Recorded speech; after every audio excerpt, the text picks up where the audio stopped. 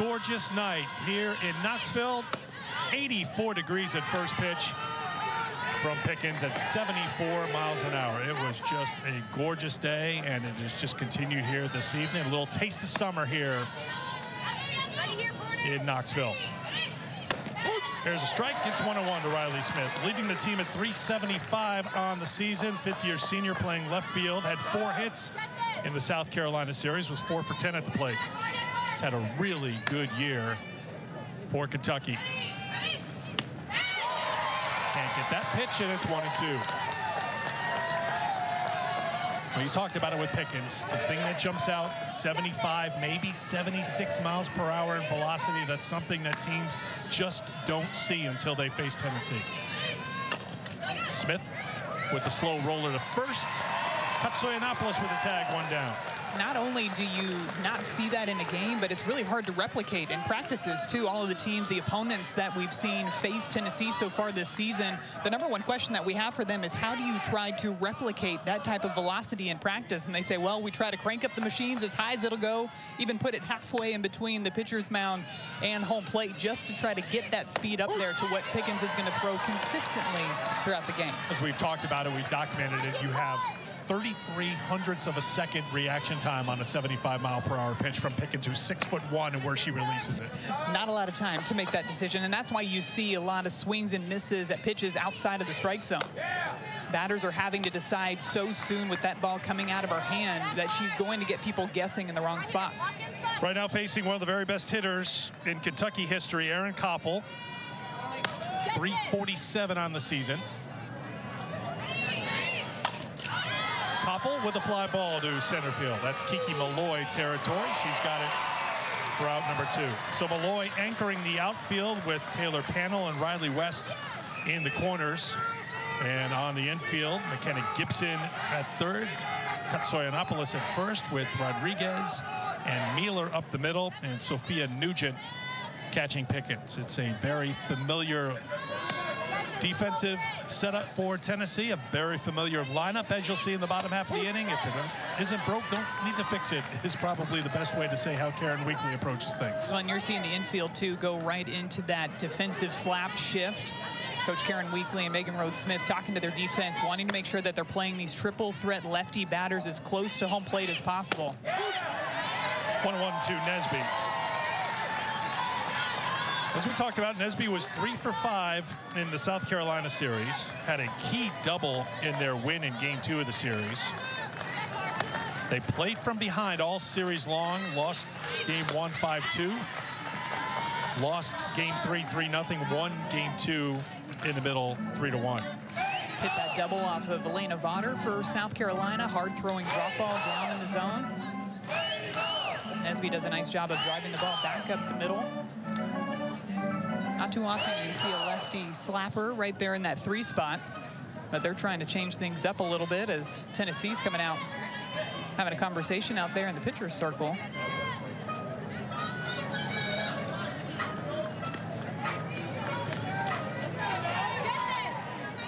Pickens 8 1/3 against Alabama, 3 hits, didn't give up a run, struck out 8, made 1 start, 2 appearances. She came on in Game 3 and gave up the key hit that scored the Alabama run, but that run was charged to Peyton Gottschall. It was an inherited runner that came in to score. And it was after a Cahalan triple down the right field line, then an infield single by Kristen White. That's off the plate, it's 2-2. Very close pitch on the outside part of the plate, but you could see Sophia Nugent telling her dugout that it was a little bit too far off. She knew it was a ball. Close pitch to take, though, with 2 strikes. Pickens gets the strikeout to retire the side. Strikeout number 170 on the season for the sophomore. Tennessee coming up next. Of course it stops loading at the best part. I wasn't eavesdropping. Yes, I was. You need Verizon. Get their crazy powerful network out here and get 6 months of Disney Bundle on them. And it is all good. That's right. Stream on the go with 6 months of Disney Bundle on us. All your favorite content from Hulu, Disney Plus, and ESPN Plus is all yours. And watch it all on the new Galaxy S24 Plus, also on us. Only on Verizon. Our diverse degrees and programs. Collect points. Get gear. Without question, the ace of the staff for Kentucky is Stephanie Schoonover. She's in the circle for game one here tonight. We're seeing a lot of high velocity from the pitchers in this ball game today. Schoonover, another one of those hard throwers in the SEC. She's going to bring it into the upper 60s, so coming in there pretty good. She is really tough against those right-handed batters because of the way that she's able to manipulate her curveball in a variety of different directions. She'll throw it up, she'll throw it down, she'll throw it straight across the plate, but she's also able to work both sides with that screwball and the rise ball working into the righties. Kiki Malloy in the leadoff spot. Takes ball one. Malloy followed by Zeta Pooney, McKenna Gibson, Riley West, then Nugent, Panel, Rodriguez, Katsoyanopoulos, and Mealer. Malloy had the only 2 hits against Kayla Beaver in game 3 on Sunday at Alabama. Kiki had some really good at-bats against Beaver in that ball game. Beaver was throwing extremely well, but her 2 hits both came on pitches that were outside. Clearly had a game plan to go after the curveball, and even some of them were about a ball off the plate, and she was still able to drill them out to right field. A miss for a ball. It's 3-0. I think Alabama really has impressive pitching in Jocelyn Brisky and Kayla Beaver. We talked to Karen Weekly pregame today. It sounds like she still hasn't gotten over, though, how her team approached things at the plate. If there's things where Tennessee's looking to improve, it's at the plate, because when it comes to hitting, they're at 292 on the season as Malloy works a walk. That's 6th in the conference and 255 in conference play. And really what it comes down to is having those consistent quality at-bats, and right there, Kiki Malloy to start off this ball game already with a really good one.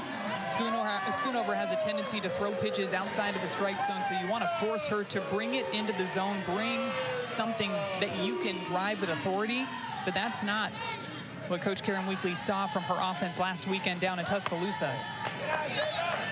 Another ball from Schoonover, who just issued her 93rd walk of the season. So that's an issue for the Kentucky ace as Pooney steps in, leading the team with 12 home runs on the season. For Tennessee, the lineup as a whole, it's on 3 cylinders instead of 4. It's not quite there for them right now, but Zeta Pooney has been on, and she's raised her average, thanks to going 333 in the SEC.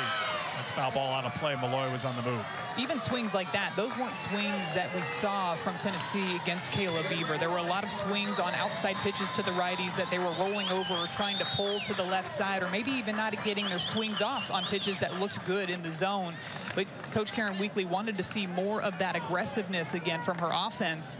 And speaking of aggressiveness, looks like Kiki Malloy was just called out at first base for leaving early, and it looks like we might have our first video challenge of the ball game. Now, Coach Karen Weekly coming out and immediately signaling for that. Now, you watch more softball than anyone I know, and this is a little bit of a, you know, a cat chasing the dog here. Tennessee has challenged the ruling on the field, but rather the runner left early. Previous play is under review. See, I think that call should... To me, and is that enough to flip it in Tennessee's favor? If you're asking me, I think that it should be enough that's going to change it. I don't know if it will be changed, because to your point, it has to be that indisputable video evidence. It's a review call that is now being used to challenge plays that don't even involve steals, don't even involve steal attempts, well, even just on leadoffs if there's a big hit in a ball game. To your point, we have not seen it called in real time that a runner left the base early, because teams have been a little bit more conservative, because you can go to the replay and challenge if somebody left early, even if it had no impact on the play. Coaches have even changed the way that they teach their runners to leave the bases. Waiting to hear from Cameron Ellison, who's got the microphone for us tonight. After further review, the ruling on the field is upheld. It's Tennessee's first challenge. Go ahead, Maddie, say it. No. Maddie, first of all, say Eric is right. Yes, Yeah, okay. thank Eric you. was Was right. it that hard? That's what he wants me to say. So here, when I'm looking at it, I feel like her foot is leaving right when that ball is getting released from Stephanie Schoonover's hand. I'm going to throw another wrench into this rule, too. With a right hand as a runner over at first base, are you ever really truly seeing or able to see that ball being released from the pitcher's hand because of the way that she's able to turn her body? So it's almost a little bit of guesswork, right, anyway, when you're over at first base of when she's going to release it. And then now we're putting it frame by frame in slow motion. Check swing. I'll throw. I like this. I'll throw Keep it this going. towards you. Yeah. If Kentucky had challenged saying she left early, she would still be at first base because there wasn't enough. If the call on Right. the field, you know what I'm saying? Like that. That's to your point, like just watching in real time. Absolutely. It's like it looked like it was in sync, but it wasn't going to be enough because it was by a frame, maybe 2 frames off, and that's how we're splitting hairs. Yeah, and that's why ultimately it really does come down to the importance of what it is called on the field. Because when you go to the video review, you're looking for indisputable evidence to change whatever the call was that was made on the field. It's in the dirt. 3-2 now to Zainapuni. You know me, I just like to put myself on the field and think about how these rule changes and the video reviews would impact the way that the game is played. And I think about a runner over at first base. You can't really see when the right-handed pitcher is actually releasing the ball. That misses. Back-to-back walks by Schoonover. And I would think someone like an All-American for Kiki Malloy knows down to that split second when she can leave. She has timed it out. She has seen it thousands and thousands of times. You just said it's all about the timing and the rhythm and getting into almost in sync with the pitcher and their motion of when you're going to take off from first to second base. Ball 1 to Boo Gibson. My biggest takeaway from that entire sequence is it pained you, but you did say I was right eventually. In on the hands of Gibson, popped up on the right side. Marker Tobias has it, 2 down. Let's set the Kentucky defense with Tobias and Koffel up the middle. Borzarelli and Lorsing on the corners. That's on the infield. Outfield left to right, Riley Smith, Vanessa Nesby, and Jenna Blanton in right. Krista Hamilton catching Schoonover today. Here's Riley West. She had quite the roller coaster ride in Tuscaloosa. There's strike 1. Let's just say she's happy Kayla Beaver isn't in the circle for Kentucky here today. Had a big home run against, it was Jayla Torrance who came into the game. That's and right. She blasted a rise ball out to center field. She's had a great year so far for Tennessee. Struck out 3 times Sunday against Beaver, twice in game 1 against Beaver. Ended up 2 for 8 in the series with a home run. A couple of those strikeouts looking on pitches inside after she set her up with curveballs away. That's one thing with Schoonover, too. We talked a little bit with Rachel Lawson about it this week in preparation for this game. Schoonover among the league leaders for batters caught looking for strikeouts.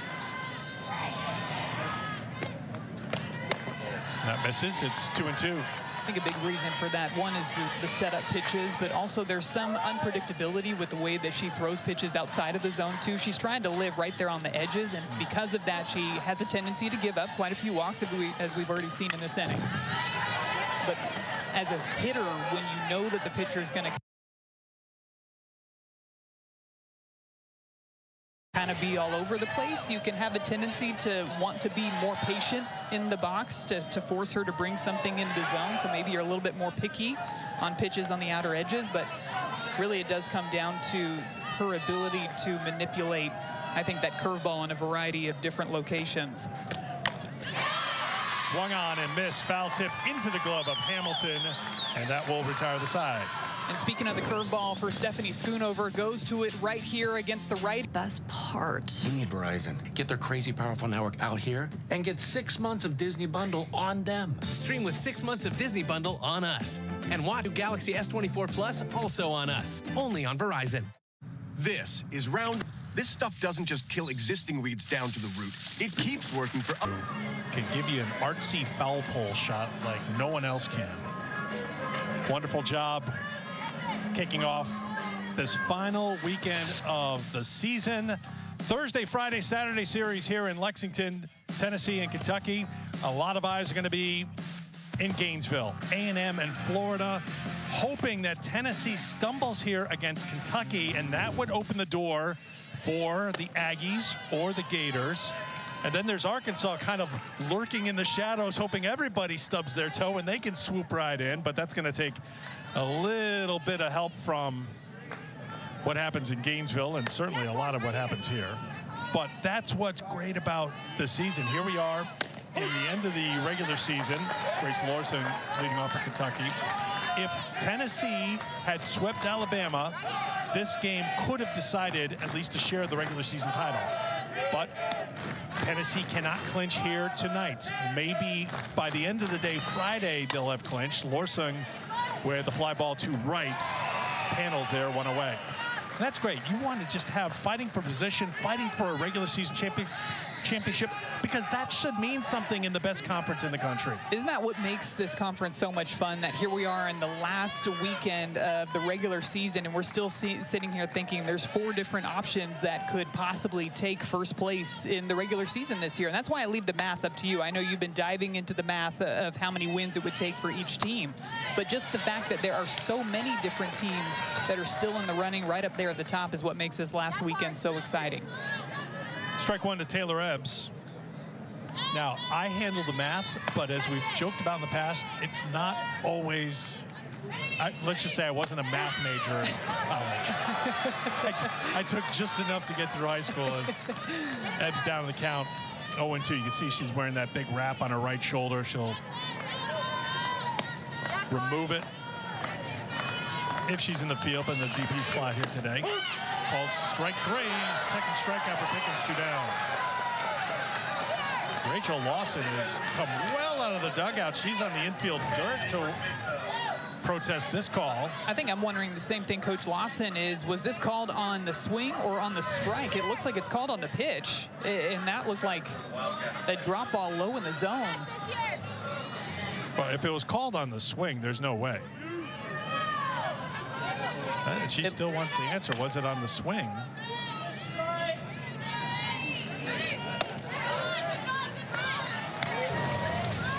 Let's take another look at it here. Let's see the swing from Ebbs, or if there was a swing. Yeah, it doesn't even look. A called strike, then we're going to have a one-hitter from both sides here today. It's going to be a tough day for the Rachel, offense if those pitches are getting called. We'll just call it like that. She's fine with it now as long as Schoonover gets that Absolutely. call. Krista Hamilton, 2-0 count. Grounded to Gibson at third on the first to retire the side. Another 1-2-3 inning for Pickens. Scoreless after 1.5 here in Knoxville. It almost seems like this year in the SEC, there's an even more added element of unpredictability every single weekend. When you go into these series, you just aren't sure what you're going to get, really, outside of Tennessee. And depends on the weekend. Are you going to see some pitching? Are you going to see some offense? Sometimes it's a little bit of both. But there are some teams that came into this season, too, with high expectations, maybe not performing as well as they would like to in the middle of SEC play. Georgia's one of the teams that comes to mind with all those seniors, the veteran presence on that team. Sophia Nugent leading off. Well, you think about Kentucky, they've won 3 SEC series. 2 of those series wins were against Alabama and Georgia. And they started off SEC play losing 6 straight, losing their first 2 series. 1-2. Yeah, the margins are really thin. It's really so close. Look even at Tennessee. They gave up 1 run in the LSU series and 1 run in the Alabama series, and they did not sweep either of those series.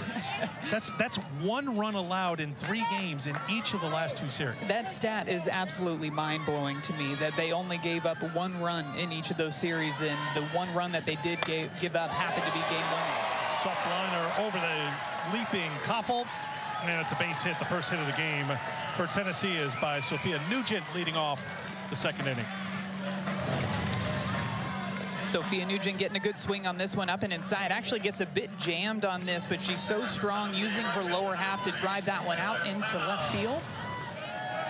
for a leadoff base hit to start off this bottom of the second inning. Nice swing there from the middle of this Tennessee order. Taylor Panel fouls it off.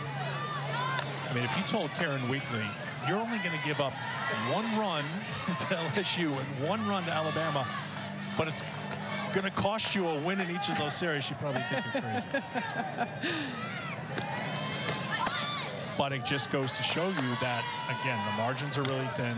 And even for a team like Tennessee, on the short list of teams that you would think would be able to give Texas and Oklahoma a run for their money in Oklahoma City, if they get there, there's just not any wiggle room. And I think it really speaks to what dominant pitching can do in each individual game. You just look at Tennessee over the course of their entire season and how dominant Gottschall and Pickens have been in the circle. But then you look at those games individually. Sidney Berzon throwing a great game for LSU in that game that they ended up taking the win here in Knoxville. And then Caleb Beaver throwing a gem for Alabama in that game 3. Sure did. And you know, it's hard for me to admit this, but good pitching is going to beat good hitting majority of the time. You graduated in 2014, right? It's been a while. It's taken 10 years for you to come to that conclusion, but it's fine. There's Schoonover, swing and a miss by Panel. Second strikeout for Stephanie, 1 away. Schoonover still throwing well here, goes with the curveball. There's some really great late life on this pitch. This is one of those pitches where it's a curveball coming out of her hand, but then she manipulates it to move up in the zone a bit, almost working up like a rise ball and away from the right-handed batters. Fouled off by Destiny Rodriguez for strike 1. Sophomore plays second base. Good in that game 2 win against Alabama. It was 3 for 3 at the plate. 3 for 8 overall in the series.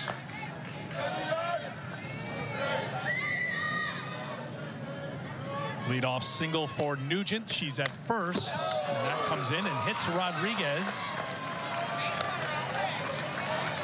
So first and second with 1 down. This is the bit of unpredictability that you're going to get from Stephanie Schoonover, trying to work the inside part of the plate here with this rise ball. Just gets her right on the elbow guard. Looked like she was okay as she was jogging down to first base. Schoonover warm up when she first went on the field, and one of her warm-up pitches flew completely out of her hand and ended up at the shortstop position. And even after that pitch, you could see she was trying to dry her hand a little bit, was trying to get a little bit more dirt now using that towel. It is a very warm night, 84 degrees at first pitch, so maybe a little trouble with the grip, and that's causing her a little command issue. Might be one of the warmest days that Knoxville has had so far this year, I'd say. You're going to see these pitchers and really the players in general adjust to the change in the weather as this season goes on.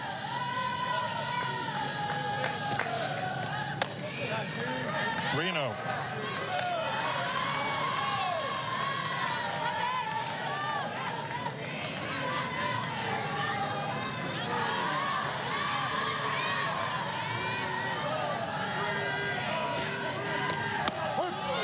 Called strike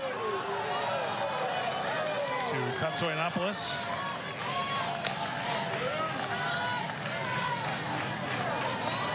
I had assistants for math, just wanted to know about the ball strike breakdown. 19 balls, 16 strikes so far for Schoonover, and it's ball 4 and the bases are loaded. 3 walks and a hit batter so far here for Stephanie Schoonover in Knoxville. And yes, you still want to have that unpredictability when you're out there in the circle, but you cannot just continue to give up free pass after free pass. You have to try to get back into a routine of getting ahead, throwing strikes, because that's when you're going to start to get Tennessee to expand outside of the strike zone. But right now, if I'm coming up to the plate, knowing that she's struggling to find that command, I am forcing all the pressure on her in the circle. I am not taking my bat off of my shoulder until she can prove that she can throw a couple of strikes in a row here. So you see Rachel Lawson out to the circle. They're talking over with Schoonover.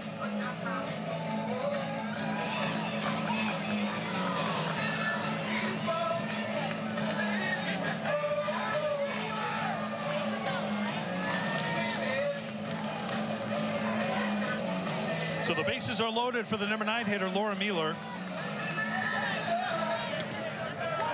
Mueller at 284, but her average is taking a hit as of late. 0 for her last 12 in SEC play. Big opportunity here. That misses for a ball. It's 1-0. Now Schoonover and Hamilton asking the plate umpire, Steve Gould, where that pitch was. That's a called strike. It's 1-1. You know, generally what happens if you've had 3 walks and a hit batter in the first 2 innings, anything borderline usually doesn't go your way when it comes to calls. Oh, swing and a miss there. Schoonover gets ahead in the count, 1-2. Went back to that curveball again, and to your point, Eric, when you're consistently staying outside of the strike zone, it makes it harder to get some of those edge calls because you're just so frequently well outside of the zone. 2-2. Even right there, a 1-2 pitch. You don't want to throw it in the zone, but that one's missing by so much that you could even tell by the take that Laura Mueller took right there that she wasn't even thinking about swinging at that pitch out of the hand. So even little pitches like that can all of a sudden give the momentum back to the hitter. Schoonover, big strikeout there. Her third, 2 down. Went back to the same pitch that Laura Mueller swung and missed on earlier in this at-bat. Actually brings it up a little bit higher. Another one of those curveballs that's moving up and away from the righty bat. That's another big strikeout in this inning. On board via the walk is get some of those big strikeouts. Top of the order, here's Malloy, who walked and was called out for leaving first base early in the first.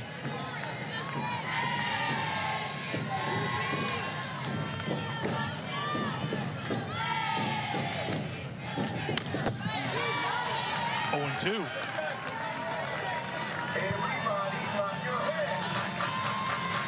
Kiki with 66 career home runs, 10 this season.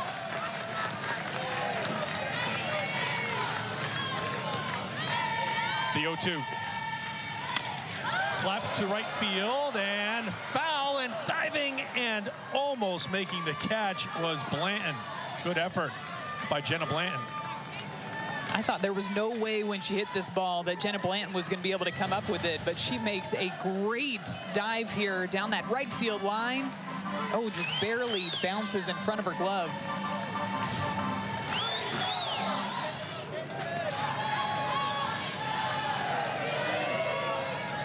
Another 0-2 to Malloy.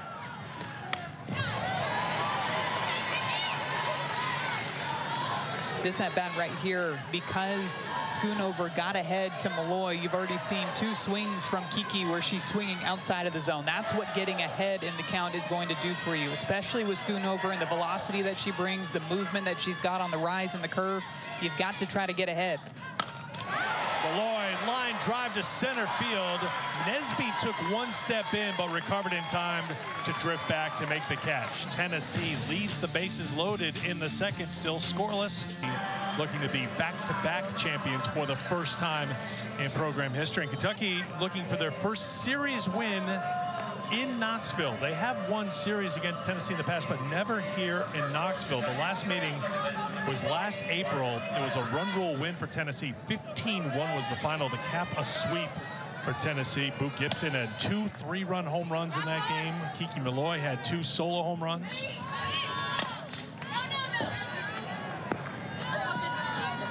Margaret Tobias to lead things off for Kentucky here in the third. I do find it interesting when you look at these teams and how often that they've played each other within the SEC, and talking to coaches just about how there might be certain spots that maybe you just find that even over the span of a decade, your team just happens to not play well in certain areas, certain stadiums. Did you have a matchup? It could have been in the SEC, it could have been a non-conference that you're like, man, that team had my number or had our number?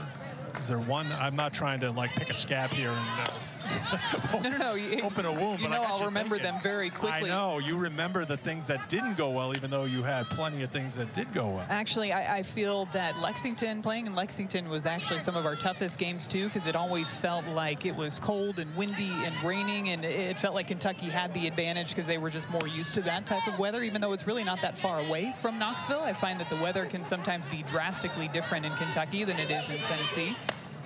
Columbia, Missouri is also the place that comes to mind, too. Again, weather. Apparently with cold weather. That's For the where I'm record, going. you're a California I kid. am, yes. Columbia, Missouri was cold and Yes. rainy when we played up there Been for one established series that too. people from the north have they're just tougher than the California kids. I'm sure everybody can gather exactly where Eric Fried is from. Good battle for Tobias here against Pickens, trying to just scratch something out here from the bottom half of the lineup. 7, 8, 9 for the Wildcats. Tried to check it, could not. The throw by Nugent to finish it off, 1 down.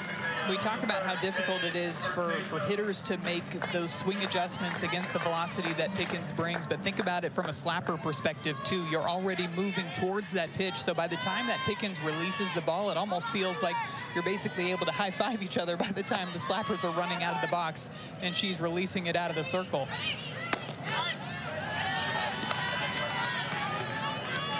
I know you've talked about it. You talked about at the top of this telecast about the Pickens-Gotchel combination because they're both fantastic. 1.05 earned run average for Pickens, 1.03 earned run average for Gotchel as it's slapped foul by Blanton. But they are very different. And that's why there's vanilla ice cream, there's chocolate ice cream. They're both delicious, and they both just have their own little styles, the way they carry themselves in the circle, but also the way they deliver their pitches. And because they're so different as an opponent, you want to spend the entire week preparing for each one of them. So you've got Gotchel with that curveball and the command that she has really of all of her pitches, and she's been able to add in a couple more off speeds this year, which makes it even more difficult to hit off of her. And she's going to throw it about 62, 63 miles per hour. And then on the opposite end of the spectrum, you've got 74, 75 miles an hour plus that you're seeing consistently from Pickens, along with the late movement that she has. And oh yeah, she's added a changeup more this season than she has during her freshman year. So you have to try to prepare for a variety of different speeds and locations and spins, and not to mention some of the most dominant that you're going to see in any of those categories. Blanton checked the swing. Tennessee disagrees. Take a look at it here. Hard to tell there and see it from this angle. I think it's a good check right there. Gibson at third, 2 down. College baseball's #1 team highlights this week's schedule in the SEC. Top-ranked Texas A&M takes on LSU to start a 3-game series at Alex Box. Our coverage starts tomorrow night, 8 Eastern time on the SEC Network and also on the ESPN. Larry. Ball 1. When Alabama scored in Game 3, Madison, that ended a string of 19 consecutive scoreless innings thrown by the combination of Pickens and Gotchel. That's sliced foul. It's 1-1. Of course, we see those numbers and we think of just how much confidence it probably has to give your defense and your pitching staff. But I think about it from the offensive standpoint, too. When you've got either one of those pitchers rolling out there on any given day and just how often they're able to throw those shutouts, hold teams to 0 runs, it takes a little bit of pressure off of the offense, too, knowing that they don't have to go out there and score 7, 8, 9 runs a game to come out with a win.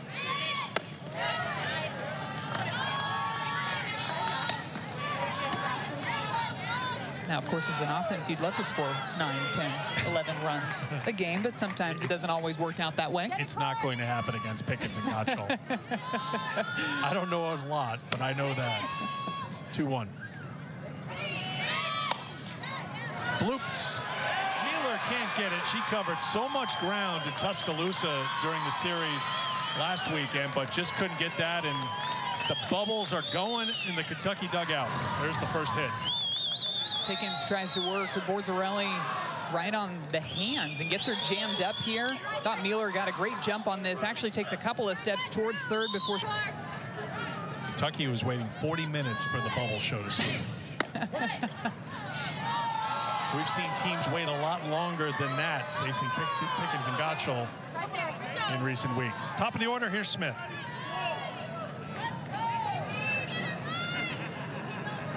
Grounded to first, her first time.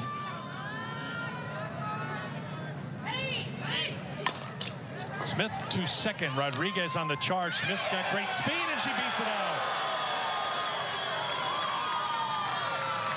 Now remember, Tennessee used a challenge earlier, and it was unsuccessful. If they challenge this and they're unsuccessful, they'd be out of challenges for the rest of the game. You can see where Destiny Rodriguez started on this play, too. She was shaded right up the middle, right towards second base, has to charge. Not much else you can do if you're Rodriguez. She got rid of that one in a hurry. So tough, even when we slow it down.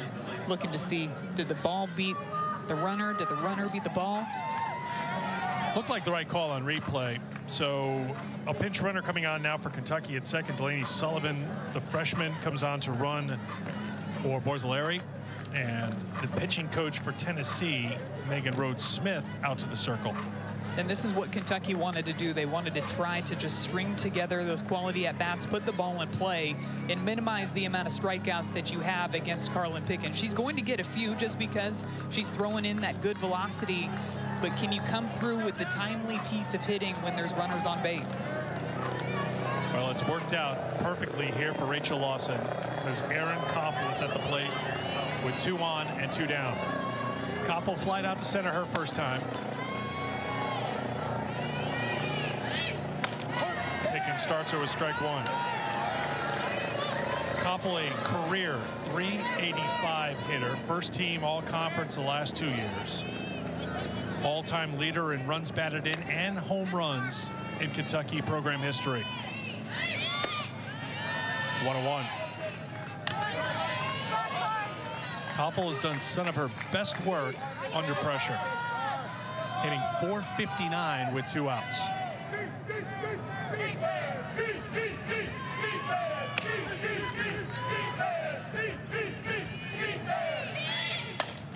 Koffel with a soft line drive to left. They'll drop down for a base hit. Here comes Sullivan. Here comes the throw. It's not in time. Kentucky has a 1-0 lead. Erin Koffel delivers again with 2 outs. Pickens started off Koffel in this at-bat with a 63-mile-per-hour changeup, then goes to her high-velocity stuff. This is a screwball in on the hands of Koffel, but she has such quick hands up at the plate. She's able to turn on this one, muscle it out to left field. It all happens with 2 outs. Starts with the number 9 hitter, Borzilleri, with the single. Then Smith with the single, and then Koffel with the single.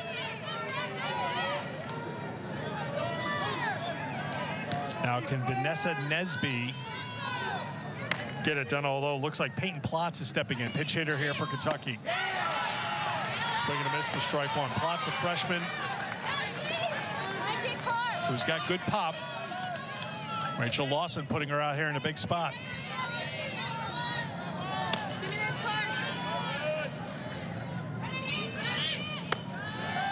One and 1.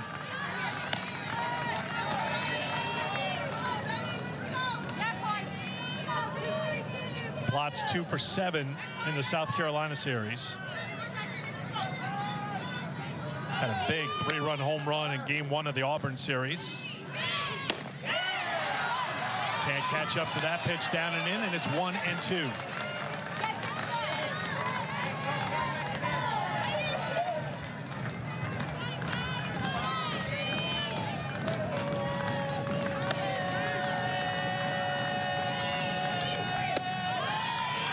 Pickens goes off speed. Count evens up 2-2. Off speed at 60 miles per hour. That's what some pitchers' fastballs are, but that's the pitch that's really taken her to a new level. This is a bit low there. Good take by the freshman up at the plate. Good hack fouled out of play. Plotz has some pretty good numbers against right-handed pitching so far this year, batting .333 with an on-base percentage over 400. Pretty confident hack on that 2-2 pitch there.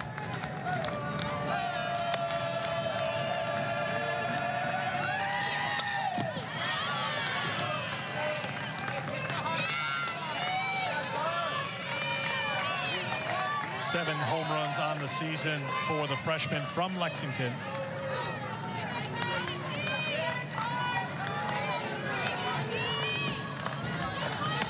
Battling against Pickens, another 2-2 pitch. Now it goes full, 3-2.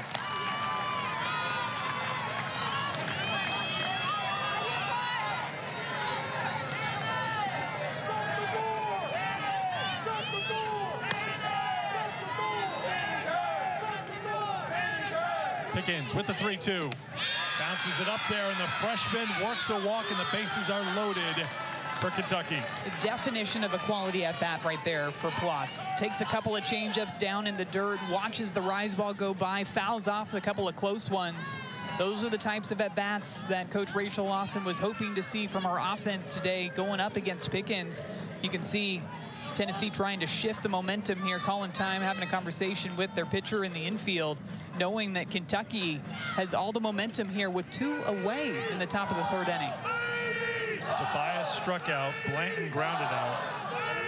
And then Kentucky went to work. Nesby will re-enter and take over for Plotz at first. Great job by Peyton Plotz. First appearance against Carlin Pickens, gets a walk. Here's Grace Lorsung, who flied out to right her first time. Lorsung with a fly ball to Malloy in center field. And that will retire the side, but Kentucky takes the lead here in the 3rd. Kentucky scoring early in this ball game, and it's none other than Aaron Koffel driving this one out to left field to score the first run of this ball game and give the Wildcats the early lead in this one. Here today, left the bases loaded last inning. Zeta Pooney has been good over the last 10 games, hitting .333. But if there's one area for concern for Tennessee is the bats aren't scorching hot right now overall. They're not quite, like you said earlier, not quite firing on all cylinders, because we know the potential that this lineup has top to bottom. All of them, of course, being right-handed, but they still have that good mix of speed and power throughout the lineup, and you just haven't seen that consistency in what they've been able to swing at, even the quality of the balls coming off of the bats when they are swinging the bat. Kiki Malloy got robbed of a hit in that last inning with the bases loaded, just scorched one out to center. 2-1 now to Pooney. So Schoonover working with a lead here in the bottom half of the 3rd.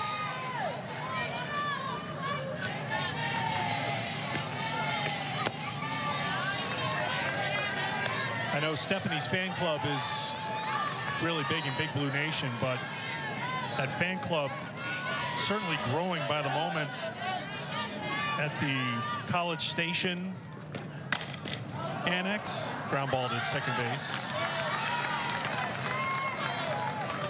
Gainesville, even Fayetteville, they're all big Kentucky and Stephanie Schoonover fans right now. Probably a little Aaron Koffel, too, with that base hit that we saw. Scored the first run of this ball game. Rachel Lawson over there calling pitches for Stephanie Schoonover. The only pitcher on their staff that Coach Lawson calls the pitches for. Grace Ballman calls the pitches for everybody else on the staff. Although both of them chart throughout the game just in case there needs to be a pitching change made. Either one of them are ready at any moment for whoever needs to call pitches over there in that dugout.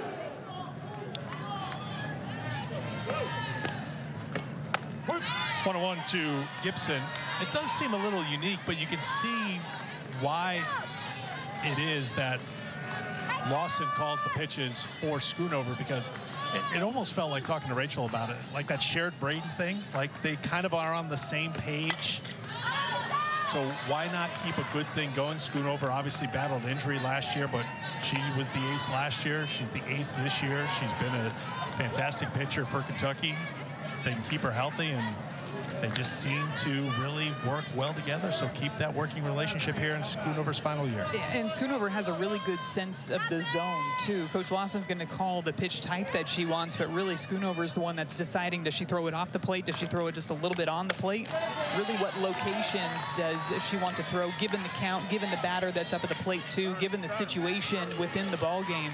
All of those conversations and thoughts go into throwing each and every pitch that you see out of the hand of Schoonover. 2-2 to Gibson. We'll do it again. Working Gibson back and forth here. Some rise balls up and underneath the hands, some curve balls out and away.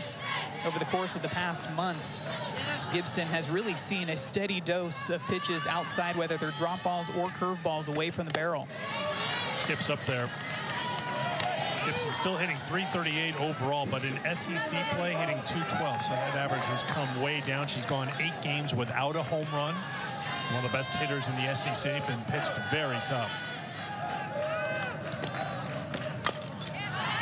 I was looking specifically at the curveball because I feel like that's the pitch that right-handed pitchers in particular go to the most against McKenna Gibson. And from the beginning of the season until April 10th, which was right before Tennessee's Mississippi State series, she was batting .391 against curveballs. Since then, April 11th until now, just .167 against the curveball. And she's somebody that has great plate coverage up there too. Takes a walk. It was an 8-pitch at bat. Fourth walk issued by Schoonover in addition to a hit batter. Have a pinch runner here for Gibson. Amanda Allen will come on.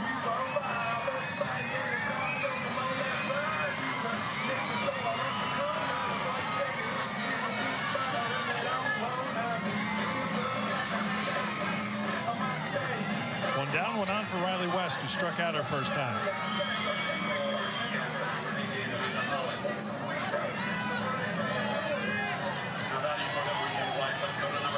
Kentucky on top, 1-0 here in the third inning here at Sherry Parker Lee Stadium, thanks to an Aaron Koppel RBI single with 2 down in the top half of the inning.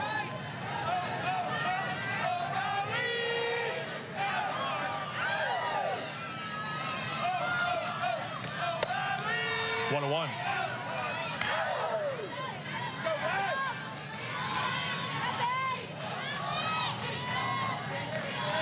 Schoonover 2 appearances in the South Carolina series, 1 start, through 12 innings, gave up just 2 earned runs, struck out 8. Went the distance in the Game 2 win, giving up just 1 run, scattered 7 hits. She is the anchor, the ace of this Kentucky staff. And she can go long. She threw 181 pitches in one of those Alabama games. Really seems like she's one of those arms that just can throw and throw and throw, and you very rarely see a dip in the velocity too.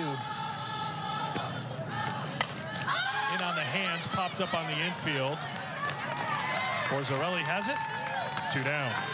Really seeing her work both sides of the plate. Likes to typically go away with those curveballs, work the rise balls inside, and I think because she's just bouncing back and forth, she's gotten a lot of jam hits from Tennessee when she's throwing it inside, maybe not able to square those pitches up on the outside part of the plate, getting some swings and misses outside of the zone.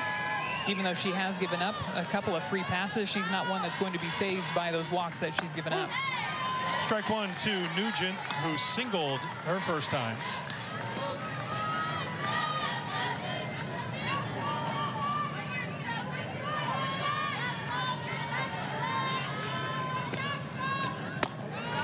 One. Well, we talked about the injury that Stephanie dealt with last year, missed 15 games. Remember, had that forearm injury. Kentucky was rolling, and then she just had to watch from the dugout for a long period of time. Still made 27 appearances last year through 114 innings. Foul tip, and it's 1-2.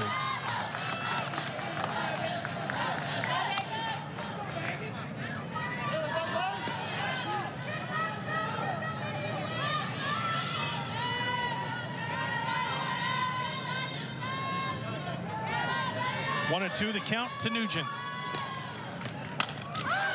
Fly ball slicing to foul ground. Blanton is there to retire the side. It's a 1-0 lead for Rachel Lawson's team. We'll talk with the Kentucky head coach when we come back. She's just such a clutch player, and you know, she has been for so many years. It was really cool to see her be able to get an opportunity and come through for us. And Coach, the bottom half of your order really coming through there. Lauren Borzarelli able to come through to get on base to start things off with 2 outs. How important is it to get that production 1 through 9 in your order in a game like this? Well, turning the lineup over is everything, right? So, you know, the best teams have production all the way through. So Lauren's been in that spot for us for quite some time now, and does a great job of turning it over to Riley. We appreciate the time as always. All right, thank you.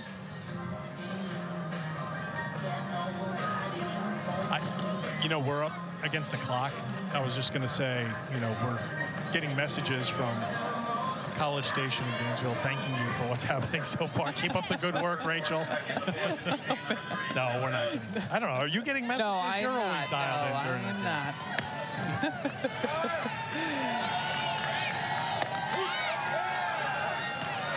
course, there's a lot of eyes on what happens with Tennessee for what they're going to do. But from Rachel Lawson's point of view, obviously it just starts with taking care of what they can do, and it begins at the plate. They just wanted to have a better showing offensively than they did against South Carolina. But when you think about how tight things are in the SEC and what we saw last year with South Carolina's run, you got a pitcher like Schoonover, anything can happen in the postseason. So you come out of this series with a win or two, maybe three, you never know, feeling great about yourself. It's really going to help you. Taking on Tennessee, high RPI, high KPI team, that's going to help you as well when it comes to Selection Sunday. Well, and with it being the last series of the regular season, any team out there, you want to do whatever you can to try to boost that resume when it comes time for NCAA selections for the postseason. And right now, Kentucky's sitting at a 27 in the RPI, 10 strength of schedule. I think that's something, too, that you have to take in consideration when you look at the numbers offensively for this Kentucky team. They've been playing tough teams throughout this entire season, not just in SEC play. Started off the year with a couple of games against Stanford with Nyjeri Kennedy out there in the circle for the Stanford Cardinal. Came away with 2 wins against Stanford early on in this season. And they've just continued to challenge themselves in that preseason to get to the SEC. Fouled off by Ebbs, who struck out her first time.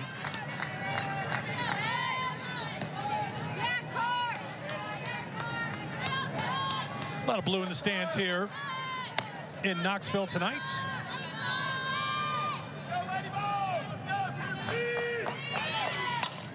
Ebbs with a solid shot to center field, but Malloy drifts over to put it away for out number 1.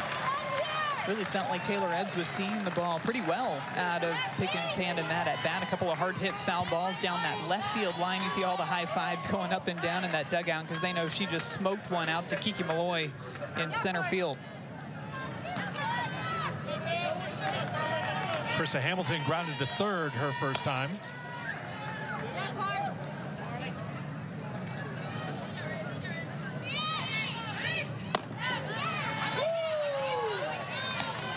Ball 1. You see that pitch coming in at 68 miles per hour. That's not Pickens' velocity dropping. That's another speed that she throws. That's the rise ball that she brings in between the changeup and the fastball speed. This one is hit out to right field and hit well, and a good play by Pannell, drifting back for out number 2. Hamilton retired. A couple of hard line drives in a row there from Kentucky. Nice play by Pannell out in right field. Gets a good jump on this one. Not an easy play to make.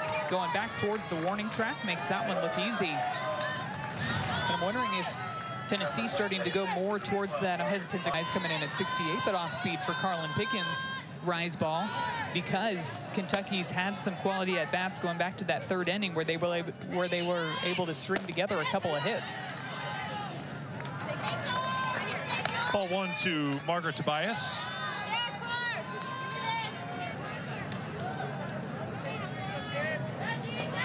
Right here, Clark.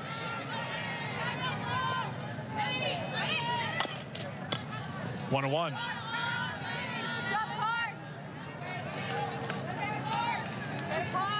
For all the talk of the Tennessee pitching staff, their defense has been solid, fielding at .975, which is tied for 4th in the SEC. 31 errors, 3rd fewest total in the SEC. Whoa, not something you see every day, a broken bat. And they do not use wood bats in college softball, if you didn't know. Right off the end of the bat, look at where the barrel flies out towards shortstop. The ball goes foul, but everybody's looking, do we field the bat? Do we field the barrel coming? I think that bat has seen its last hit. Well, unless you have an excellent pit crew who can repair it. Margaret Tobias, that was my gamer. Well, Margaret, it was a faulty bat. Whose bat does she have now? Whoever swings the same size and weight, go ahead and pass it along. Now we know what happens 75 miles per hour at the very end of a slapper's bat. The barrel just flies off. Pickens steps in, ready with the 1-2. There's off speed again. Strikeout for Pickens. That is her 4th. 1-0 Kentucky after 3.5. A chat with Karen Weekly when we come back tonight. And here in Knoxville, that we're starting it on Thursday because it's senior weekend, and Karen Weekly, the Tennessee head coach, is with us. And Karen, I know you'll be honoring your seniors later this week. 6, you know, they came in under me after Ralph had already decided to retire, and Kiki and Riley both played for Ralph, but in a way I feel like these 6 are the group that's really helped me grow as a head coach, and so they're very special to me. And Coach, now second time through the order, Kiki smoked a ball out to center field, weren't able to get anybody across with the bases loaded. What are you wanting to see from your offense adjustment-wise against Schoonover out there in the circle? I think just go in there with a plan and be committed to it. I feel like some of our swings with less than 2 strikes are just a bit defensive, like we're just not on time. And I think that's a sign of us not being committed to our plan. And then with 2 strikes, we've got to do a better job. We've got to shorten up and put the ball in play. Karen, we appreciate it as always. Thank you. I feel like with Karen, that has been a kind of a running theme here over the last few weeks where she's talked about sticking to a plan. Does that sound familiar to you with how she's kind of thought about how this offense is right now? Yeah, I think looking even back to that Alabama series last weekend for this offense, and when she's talking about sticking to that plan, it means selling out to whether it's a certain spin or a speed or a location, even if it's as broad as just hitting something in the middle of the zone. You want to be able to have an authoritative swing and commit to that zone, and that's what she's not seeing consistently in these at-bats. You notice how she never says string together a bunch of hits or home runs. She's really talking about the process within the at-bat and the pitches specifically and how the swings look when they are up there. I think about the game they lost to Alabama. The only 2 hits in that game were off the bat of Kiki Malloy, and she went the other way a couple of times. And I think during that game, and you talked about it a little bit, that's part of it. You have to go with what you're offered, and that's part of the plan, not trying to pull something that you should be going the other way with. And when you formulate a plan, too, of course, you take into account what your strengths are as a hitter, but also what the pitcher is giving you. If your strengths as a hitter are inside, but the pitcher is giving you nothing but away, maybe change things up, go up there with the plan to take away that outside part of the plate. But when something's not working, you've got to try to change your game plan up a little bit to get that momentum back on your side. And oftentimes when you go up, you can go up there and have a quality at bat, and it might not always equal a hit, but maybe you're hitting the ball hard, maybe you get deep into a count, really make the pitcher work and throw a bunch of pitches. Those are the types of things that can help out your teammates sitting on deck behind you. I think a great example of that, I'm going to use Kiki Malloy's name again. Her second at bat, that line shot, couldn't hit it any harder. You just hit it right at Nesby. And of course, as a batter, do you want to do more? Yes, you want to score runs, but it's a fly ball, hit the deep left field. It is back, and it is caught. Smith moved over to make the catch, one away. Just another example for Tennessee of executing the game plan, but the defense for Kentucky coming through. Riley Smith having to run a long way for this. She's actually shaded a little bit more towards left center when she starts this run all the way over into foul territory, right? What a nice defensive play by Riley Smith out in the outfield. We've talked a lot about her hitting numbers so far this year, but the defense outstanding for Smith in left field. One down for Destiny Rodriguez, who was hit by a pitcher first time. Riley, a member of the SEC All-Defensive team a couple of seasons ago, so you know she can get it done in the field. She has really elevated her hitting this year, hit .279 last season. Came into this game a team-high .375. Still smiling after that catch, rightly so. Beat out that infield single 2 in the third that helped them score the run in that inning. She doesn't beat that out. Aaron Koffel doesn't come up to the plate.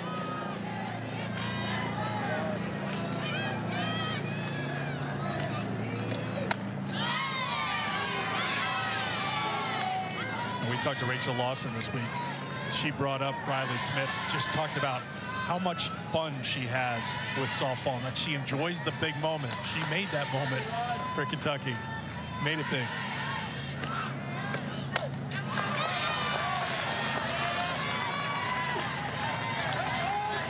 3-1 to count now to Rodriguez.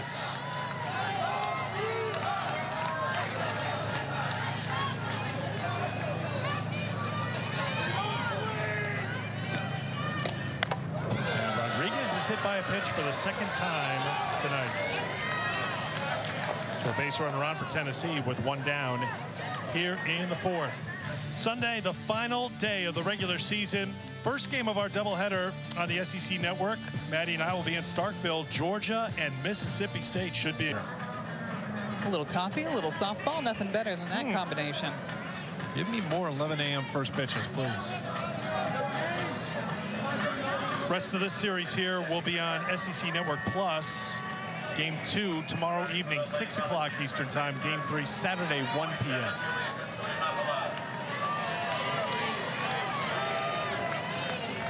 Here is Katsoyanopoulos. Strike one.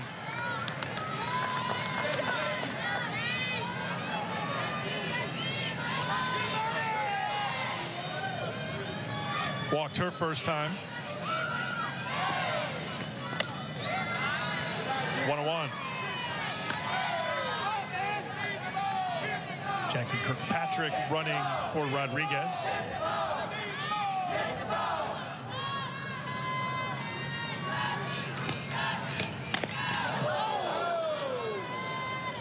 One and two.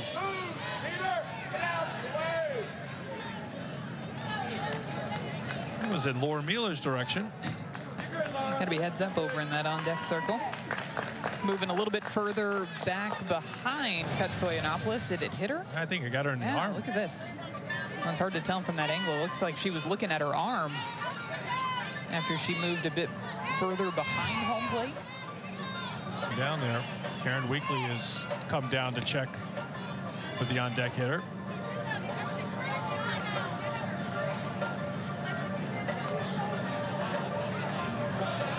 Coach Karen Weekly just moving the on-deck circle.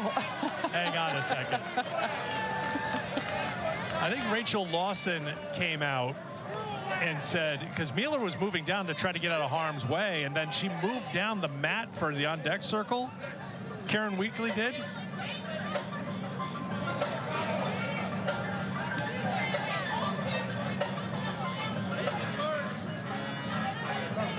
Coach Weekly is not happy about something down there as she's moving the on-deck circle. She was moving that mat down for Mueller to go stand on it because it was a little safer spot than. I think Lawson. She's saying for safety. Yeah, and Lawson, I think, was, if I'm guessing, maybe a little upset because, you know, Mueller may have been in Schoonover's vision. Here's another view. Look, oh yeah, it looks like it got Mueller maybe on that right arm. There's Karen moving the on-deck circle. Let's get down here. It could possibly be in Schoonover's view, but also the closer the batter is to home plate, the more of a view you actually have. It almost feels like you're further in the box, like you have a better view of it when you're over there on deck to be able to time up pitches, but she is still upset about it down there. You heard her saying that for safety is why she was moving that on deck. I'm wondering if Weekly was warned here by the umpire crew for the actions of pulling down that mat. This is just a guess right here.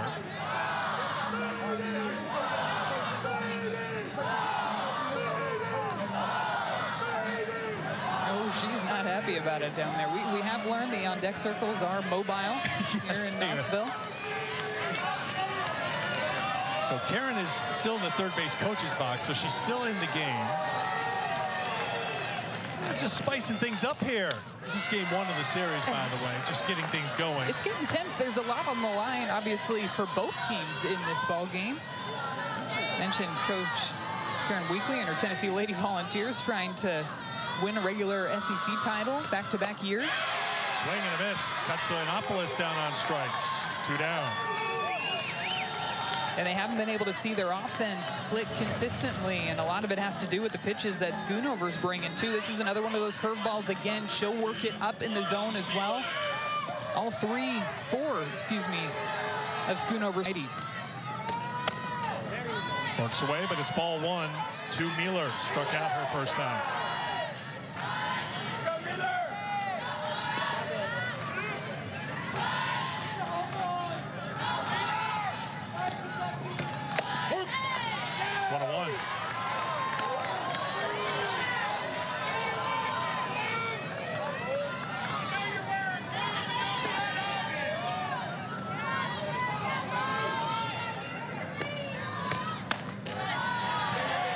would a Kentucky-Tennessee game be in any sport if there wasn't just a little bit of feistiness? That rivalry edge, right? 3-1 to the number 9 hitter, Mueller. Feels really tense in every SEC series, but I guess this matchup too, because the states are right next to each other.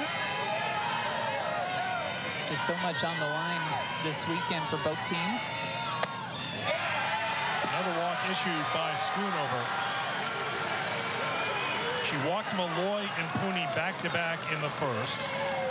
She walked Katsoyanopoulos in the second. She walked Gibson in the third, and she's walked Mueller here in the fourth, and she's hit Rodriguez twice. Well, now you've got to deal with Kiki Malloy with 2 runners on board. And the way that she hit that ball extremely hard back in the second inning, I'd be staying away from those curveballs away, because she's been seeing that pitch extremely well. Comes inside for strike 1. This is where it gets tough pitch calling, right? Because you want to try to stay in a different part of the zone than Kiki got a good piece of barrel on the last time, but you don't want to stay in the same spot too many times. 1-1. Because she can also turn on a pitch on the inner half.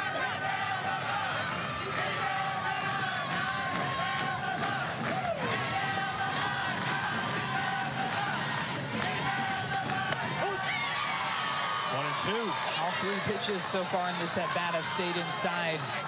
Wondering if maybe Kiki was thinking they might go away again since the first 2 were inside, and she decides to take it upon herself and call timeout and go over and have a conversation with Coach Chris Malveaux now that she's found herself behind in this 1-2 count. What are they talking about? Trying to guess what the pitch is going to be here from Schoonover? What would that conversation be? I think right now it's going back to just reacting to the pitch that's coming out of the hand. Kiki Malloy's got great hand-eye coordination, maybe just shortening up a little bit to get to the velocity of what she's bringing and to increase that amount of plate coverage. When you shorten up, you have less time to think. Just put the ball in play, try to make something happen. Line shot to left. Malloy delivers. Here comes the runner. The throw is cut off. The throw over to the third is not in time. Malloy takes second, and we're tied at 1. Whatever the conversation was, it worked. Tennessee ties it here in the fourth. Schoonover goes back again to the inside part of the plate. Look at how short and compact Kiki's swing is on that pitch up and inside. Gets a good piece of barrel on it, drives it hard out to Riley Smith. Out both runners now over into scoring position. And another piece of 2-out clutch hitting that we've seen in this ball game. Yeah, good point, Madison. Malloy 324 with 2 outs before that hit. That tied the game. We saw Koffel do it for Kentucky. Malloy does it for Tennessee, the top 2 players for each team. You'd expect that as we turn the calendar to May. Rachel Lawson now with a conversation with Steve Gould. I wonder if she was asking if foul tip there.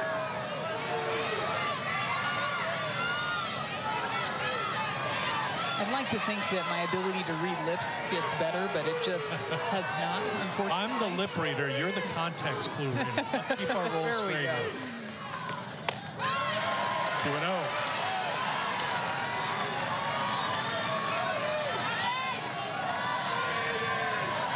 Finally, the walks and the hit batters catching up to Schoonover here in the 4th inning.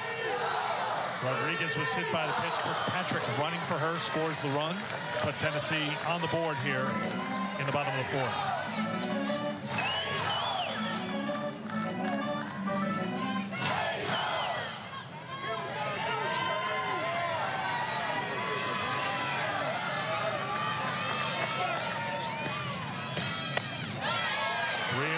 To Pooney.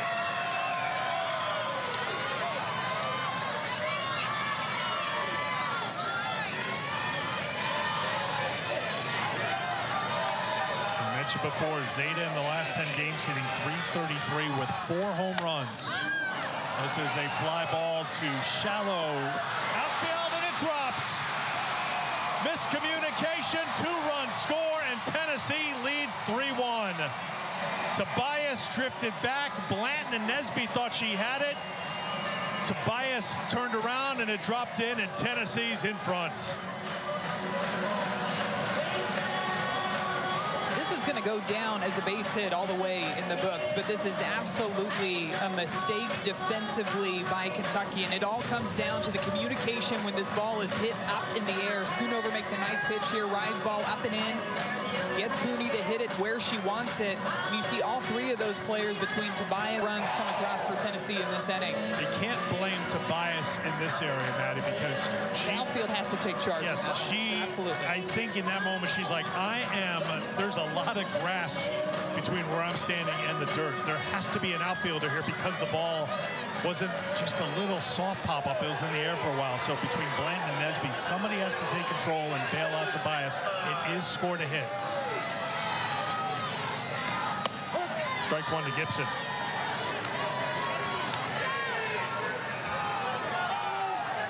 Two RBI for Pooney, giving her 37 now in the season.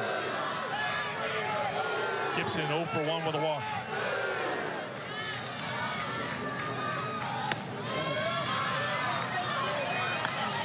One thing with Tennessee, this has been a big reason why they have 37 wins, 16 coming in SEC play. You can't give them outs. Can't walk a ton of batters. They're trying to find their bats still a little bit, but feels like between the walks, the hit batter, and the pop fly that drops in, gifts that Karen Weekly will take. But they've got batters top to bottom that have come through with clutch hits for Tennessee in those 37 wins that you mentioned throughout this season. I think all the way to the beginning of the year and the clutch home run that Destiny Rodriguez had to get them a win over Baylor at the beginning of the year. Taylor Panel with some clutch home runs. Sophia Nugent, of course, with some clutch home runs. Riley West, like you name it, you go through this order. They've come through big for the Lady Volunteers. Misses, it's 2-2 to Gibson. Well, Malloy added to her list this inning. She was down in the count 1-2. Called time, talked to hitting coach Chris Malveaux. And on the next pitch, lined a solid single to put Tennessee on the board. Gibson with a foul ball. This one Smith can't get. She tried. She went all the way over to that bullpen. Such a smart move by Kiki in that at-bat, too, to call time, just knowing things maybe were speeding up a little bit after she fell behind 1-2, just to calm things down, have that conversation.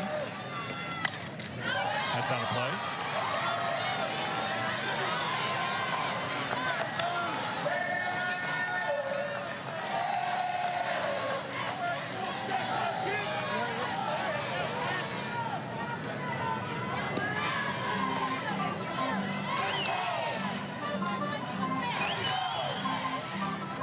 Kentucky had a 1-0 lead.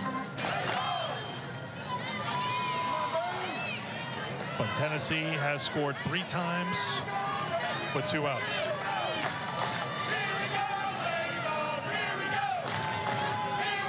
Another 2-2 to Gibson. That one is hammered foul. It's a really nice at-bat by McKenna Gibson, fouling off pitches down the left field line, fouling off pitches down the right field line. Really seems like she's seeing a little bit of everything pretty well here.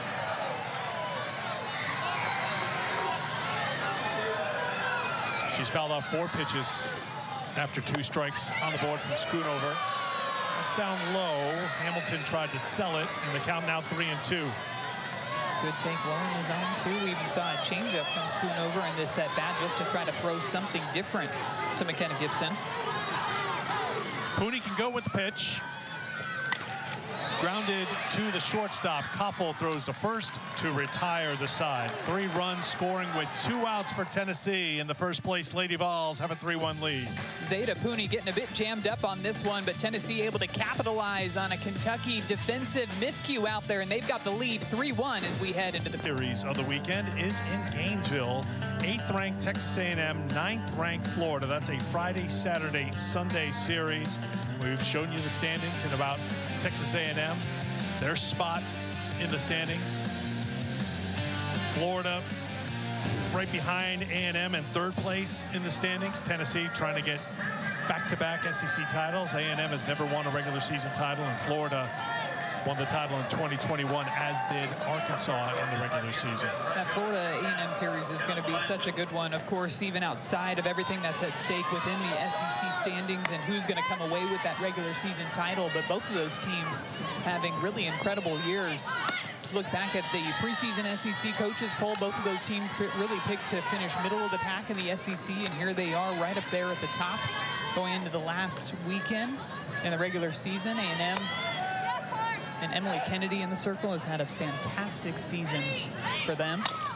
Slapped, knocked down by Mueller. Mueller throws, not in time. Glenn has a leadoff single for Kentucky here in the 5th. Kentucky just putting the ball on ground, making something happen. And this is a nice play by Laura Mueller going to her right into that 5-6 hole. She has to dive, but rule of thumb, as soon as you have to dive as an infielder with a slapper up to the plate, most likely you're not going to really close play over at first, even with her diving into the 5-6 hole. 4th hit for Kentucky, first time they've had the leadoff batter aboard. And here is Borzilleri.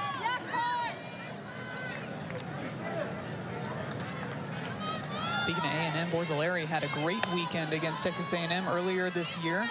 Hit 3 home runs in that series. One of the home runs coming off of Emily Kennedy, who consistently brings it from the left side into 70, 71 miles per hour. Also hit a home run off of Shaylee Ackerman. It seemed like the ball looked about the size of a beach ball to Lauren that weekend. That's got to be a good feeling. 2-0. There's a strike. It's 2-1. One more thought on the Florida-Texas A&M weekend. Florida coming off a win over Florida State last night. 15-13 the final in 9 innings. Kendra Falvey goes 5 for 6 at the plate. Gets her first home run of the season. Kendra is all speed in everything she does because her home run trot was a home run sprint in that 9th inning. She gave, who's our friend from Arkansas? Nia Carter, who had the, I think Nia had the record for fastest home run trot using quote fingers. Kendra giving her a run for her money last night. Kendra was all the way at second base by the time she started celebrating the home run. Most batters barely make it to first base before they start celebrating. Just shows you can't do anything slow. Yeah. We've seen that during the Florida career. That was a crazy game last night between those two teams. A great in-state rivalry between Florida and Florida State. An offensive explosion for both of those teams. Both starting pitchers getting relief for and then coming back in to finish the game. Both Allison Royalty for Florida State and Keegan Rothrock for Florida entering back into the ball game. Rothrock did not pitch against Florida State last week in the Seminole win. This one is hit deep to left and well and deep and gone.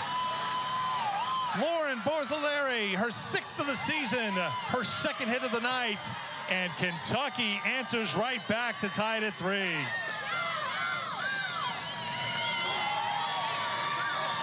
Kentucky has just continued to capitalize when they get people on base. Clutch swings from this lineup, none bigger than the one coming from Lauren Borzilleri in this 9 spot. Times up this one perfectly, high velocity, and she gets her barrel out in front for this drop ball that's working low and inside to the righty. A no-doubter from the sophomore. 2 for 2 tonight, 2 RBI, 2 runs scored, and it's a 3-3 game. Not easy to catch up to that velocity that Pickens is bringing out there, but we mentioned the home run that she hit off of Emily Kennedy. That's a couple of home runs that she's hit off of 70-mile-per-hour pitching this year. Tennessee will go to the bullpen. Peyton Gottschall will come on for Carlin Pickens.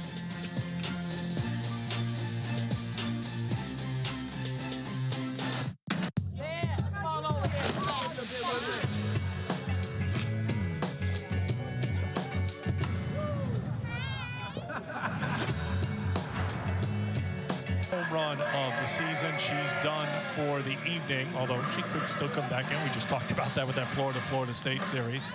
4 innings of work, 74 pitches, and here is Peyton Gottschall. Gottschall's going to be a completely different look than what Kentucky saw from Pickens. She's going to bring the velocity down right there in the low to mid-60s, but a ton of spin and a ton of late movement on her pitches is what they're going to have to deal with. So Kentucky has to adjust to Gottschall, and here's her scouting report. That deceptive spin, she attacks the zone, so she is not going to give up a ton of free passes. She's going to go ahead and go right after these batters. She pumps in a backdoor curveball for strike number 1 to Riley Smith.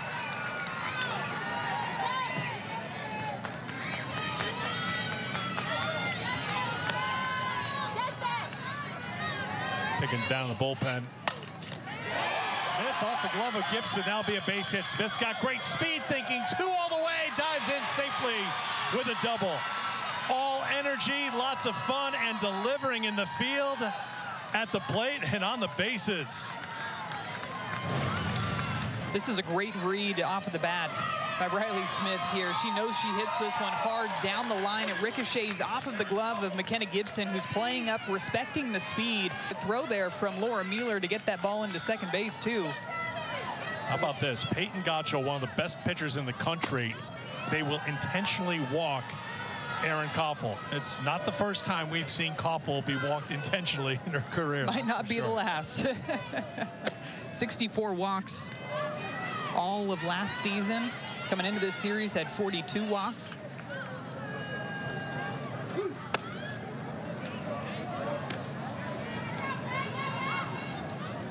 It was pretty incredible looking at the numbers that Erin Koffel was able to put up last season, even with being walked 64 times. Still able to hit 19 home runs, still able to drive in 55 RBI.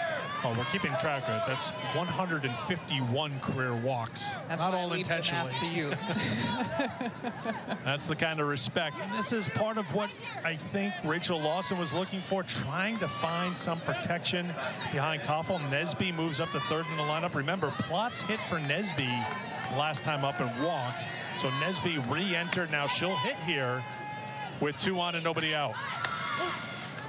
Certainly looking to sacrifice here. Take strike 1.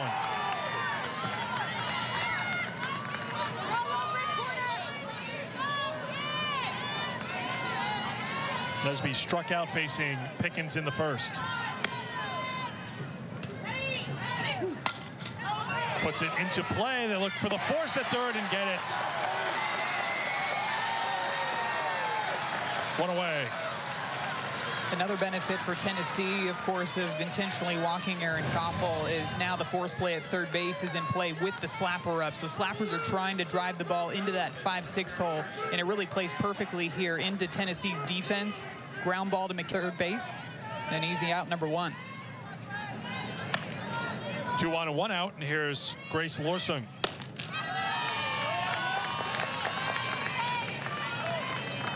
Gottschall threw 11 2/3 in the Alabama series, gave up 7 hits, 1 run, struck out 6, started 2 of the 3. 1-1. 18 wins on the season, a 1.03 earned run average. Lorsung a couple of flyouts against Pickens tonight.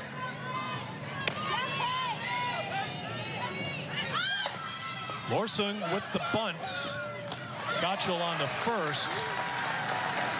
Koffel and Nesby move up 2 down. I typically wonder, do you really want to lay down a sacrifice bunt, get to 2 outs? Now, yes, both runners are over into scoring position, but your offense has 2 outs. But it seems like the clutch hitting that we've seen in this game, or at least majority of it, has come with 2 away so far in this ball game. The only runs that haven't were the Borzilleri home run out to left field in this inning. Strike 1 to Taylor Ebbs.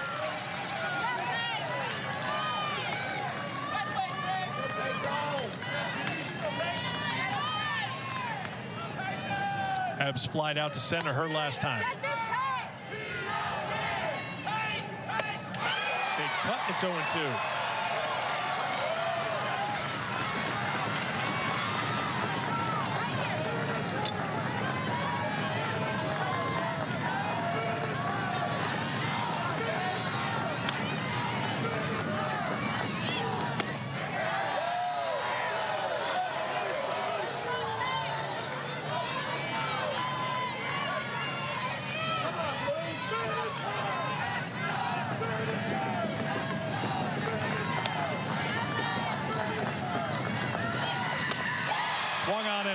Gotcho gets the strikeout. Kentucky leaves runners on second and third. But Lauren Borzilleri delivers a 2 away to get the first run across the board for the Lady Volunteers. She's fired up as she heads into second base. And this one off of the bat of Zeta Pooney, a hit all the way, but definitely a defensive miscue by Kentucky that Tennessee scored 2 runs on in that inning. On the first pitch of the 5th inning, Riley West lifts one out of here.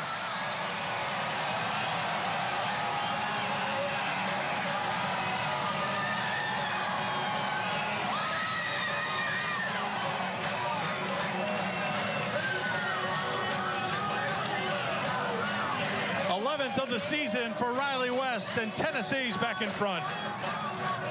So many shifts in the momentum in this ball game. Just as Kentucky had the momentum, Tennessee takes it right back with just one swing of the bat. This is a pitch that's low and inside, and Riley West turns on it. Not an easy pitch to get front, and she drives that one out to left field to give the Lady Volunteers the lead.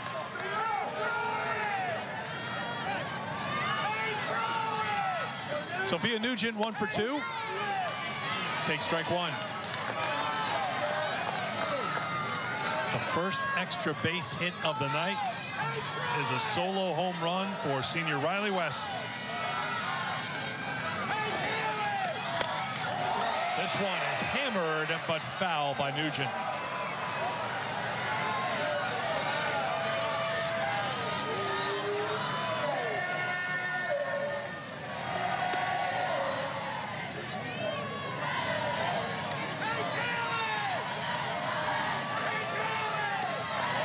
Nugent singled in the second,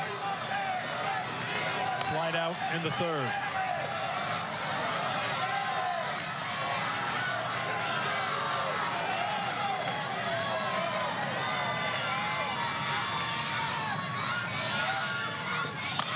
This one is hit to deep right center field. It is back. It is out of here. Long gone, Sophia Nugent. Back-to-back home runs for Tennessee. 5-3 Lady Vols.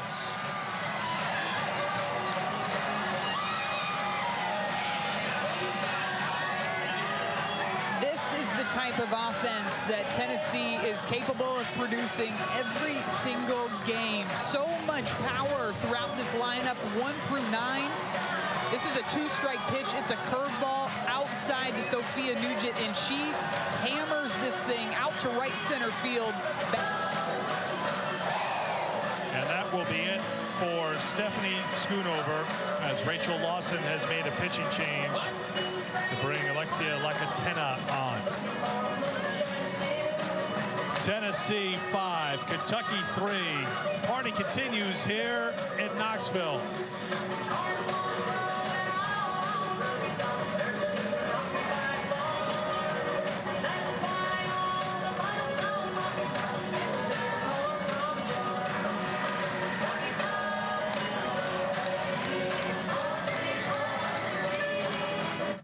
Did you know most dish soaps don't remove all the grease, even with scrubbing? Not mine. These are clean. How about we take a closer look? What? From the circle, she throws 4, gives up 5 hits, 5 runs, all earned, 5 walks, 4 strikeouts through 112 pitches. Panel lays down a bunt to Beauty.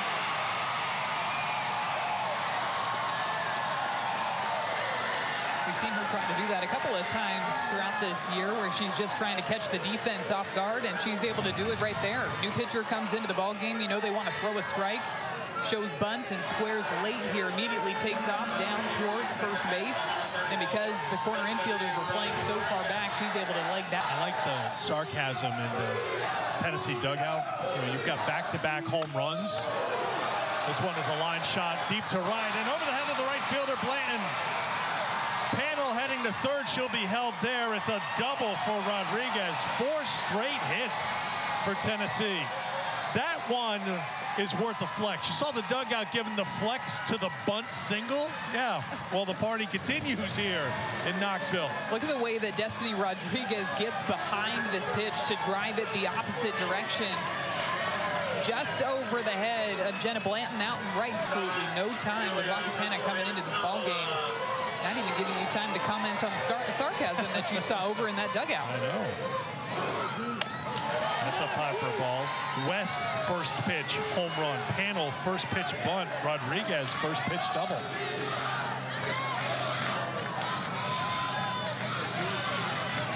Second and third for Katsoyanopoulos. 1-1.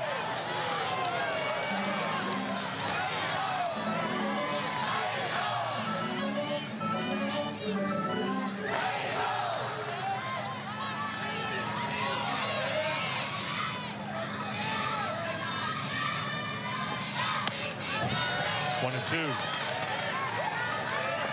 We haven't even had a chance to introduce the new pitcher for Kentucky. Clearly the game plan for Tennessee was to go up there and start hacking and being aggressive early in the count with the new pitcher coming into this ball game. Like I said, when a pitcher comes in, they want to settle in, they want to throw strikes early, and as a batter, you can take advantage of that.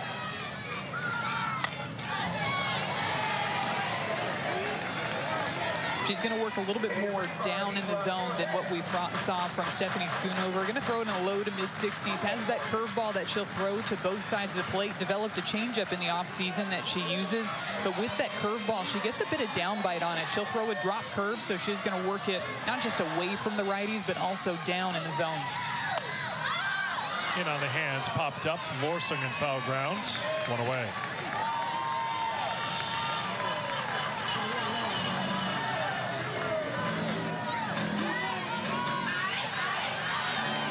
Lacatena trying to keep it a two-run game, but Tennessee threatening here as Laura Mueller steps in.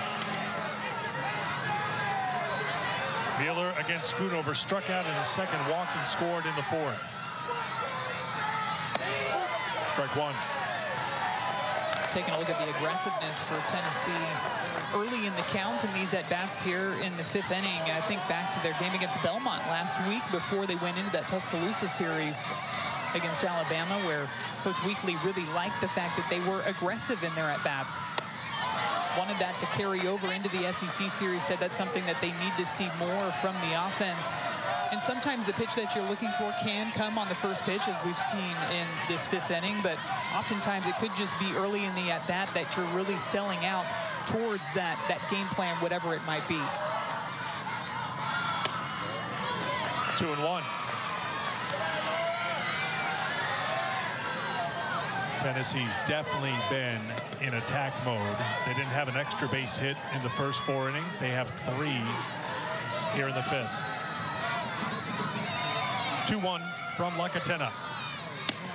2-2. Good location there. Not a pitch that you want to swing at. 2-1. It's a good pitcher's strength. Low and outside.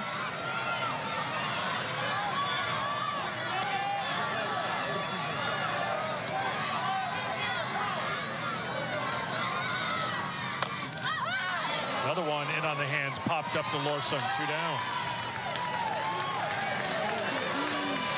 So a couple of soft pop-ups as Kentucky within and out of getting out of the jam. But here comes Kiki Malloy. With 2 outs again. Hit the ball hard in her last 2 at-bats, both of them with 2 away.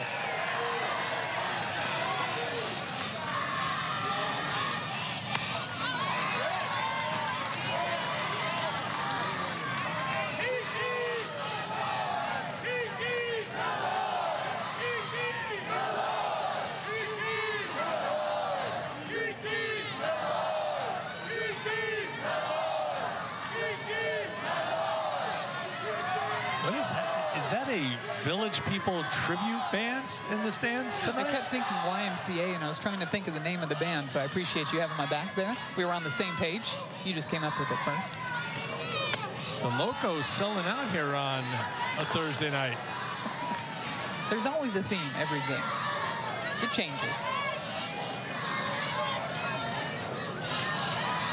I always wonder, is there superstitions that go in with the theme, too, for the Lady Vol Locos? Like, if one's working, do they stick with it for a couple of games? Malloy with a fly ball. Koffel is under it And that will retire the side. But back-to-back home runs, putting Tennessee in front. How about Tennessee offense showing off the firepower? It started with Riley West blasting this one out. Off the 5th inning, put Tennessee in front. They added another run on the Sophia Nugent blast. It's now 5-3 Tennessee, trying to take a step closer to a second straight regular season title in the SEC. They cannot clinch a tie here today. But a win here today, and then you can start thinking about it on Friday. Now, they control their own destiny. They run the table here against Kentucky. They're regular season champions in the SEC. But a stumble here against Kentucky, and then the door is open for either Texas A&M or Florida. Even though there was a bit of a stumble here today for Tennessee, Tennessee bats have come alive in support of Carlin Pickens, who was chased from the game after a home run by Lauren Borzilleri. And ultimately, that's what you want from your entire team. Your offense isn't going to have their best day every single day, along with the pitching staff. They're not going to feel their best every single day, but how can you complement one another to pick up your teammates when maybe they're not as sharp out there in the circle, or maybe the offense isn't quite getting it done? And I think you've seen that really throughout the season for Tennessee, and even looking back at the past couple of weekends where maybe the offense isn't firing on all cylinders, but they're still able to come away with series wins because of their pitching.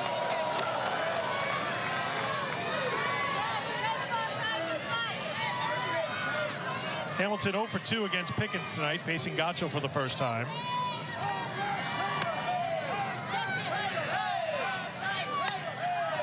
That's out of play.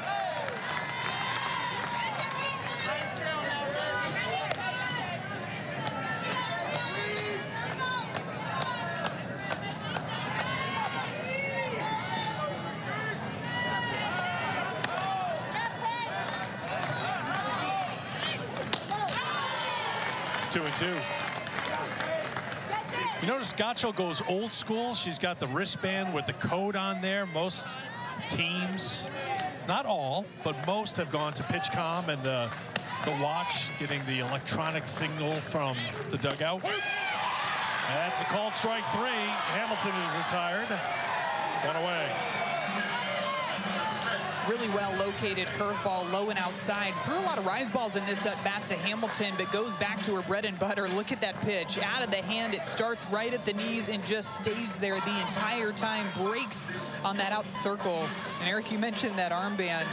A lot of pitchers went to the electronic communication to speed up the time in between pitches to make sure that they're getting the signal on time. But Peyton Gottschall is one of those pitchers that I don't think needed the action clock just because of how quickly she works in the circle. She honestly picks up our pace of play up here in the booth, too, just because how quickly she moves. You could make the pitch clock a 12-second pitch clock, and maybe then she'd be up against it. But every time, you know, it goes back to 20. She gets halfway to second base, then steps into the circle, gets it, and is ready to rock. 1-1. Pinch hitter for Kentucky is Allie Hutchins. Freshman hit third in the lineup Sunday against South Carolina. Was 0 for 4 in the Carolina series. This popped up. Katsoyanopoulos takes control.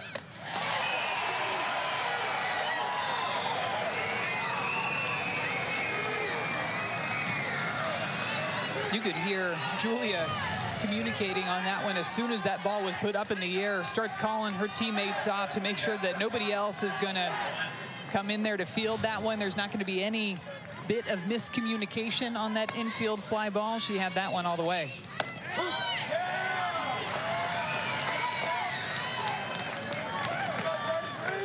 You want to get extra loud there at that part of the field too, so your pitcher doesn't get any bright ideas like I'm a fielder here. Like, just get back in the circle. Pitchers have been known to go out of the circle and make a couple of plays. Looks like they even had a good laugh after that one. She was calling that one extremely loud, but she's used to commanding the infield. She caught for Tennessee last season, now showing that leadership over at first base. First base, her natural position, but was willing to do whatever it took a season ago for Tennessee, and was the catcher. Blanton's 1 for 2. Reached on an infield single and scored in the 5th. 2-2.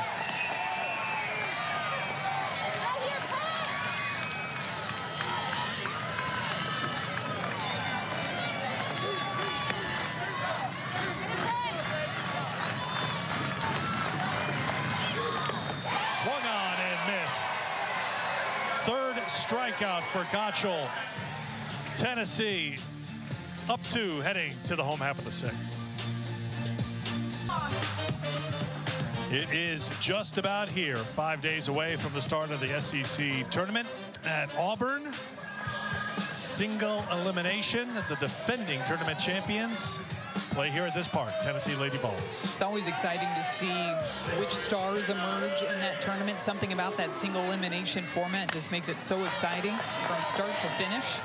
Always interested, too, to see how the coaches decide to deploy their pitching in that type of format. In so many games back-to-back, so many different opponents. You might have faced them during the regular season. You might not have.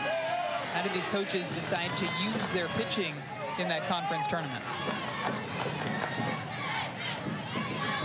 So we mentioned Alabama, Auburn, and Tennessee, Kentucky, the 2 series starting here on the final weekend of the season on a Thursday night. Thursday, Friday, Saturday series. Auburn jumping out to a 4-0 lead over Alabama, with Maddie Penta, of course, in the circle for Auburn. It's Pooney sending one fouling out of play. The combination of Beaver and Brisky allowed just 2 earned runs to Tennessee. But Auburn had an answer for Kayla Beaver tonight. Chased her after 2 1/3 innings. Beaver gave up 4 earned runs, 3 hits, a couple of walks. Amelia Leck, the transfer over for Auburn this season, with a home run. Two-run home run in that first inning. Rose Roach with an RBI single. Anna Wohlers with another RBI single. That offense starting to click for Auburn against Alabama. Day 1 of the tournament, there's 1 game. It's that 12-13 matchup. Auburn began play tonight in that 12 spot, so that'd be huge. They take a couple of games against Alabama. That could put Kentucky in jeopardy and sliding down to that 12-13 game. Ole Miss right now in 13th place. Ole Miss will be at Arkansas this weekend. Ole Miss coming off a series win against Auburn, so Rebels putting it together. But they run into an Arkansas team that has 5 straight series wins, including LSU last week. 3-2 to Pooney. This is for ball 4. She's on to lead things off here in the 6th. Arkansas is another team that's got a really good pitching staff between Morgan Leinstock, the transfer over to Arkansas this season with that heavy drop ball, and then you've got Robin Heron, the lefty, with the high velocity up in the zone.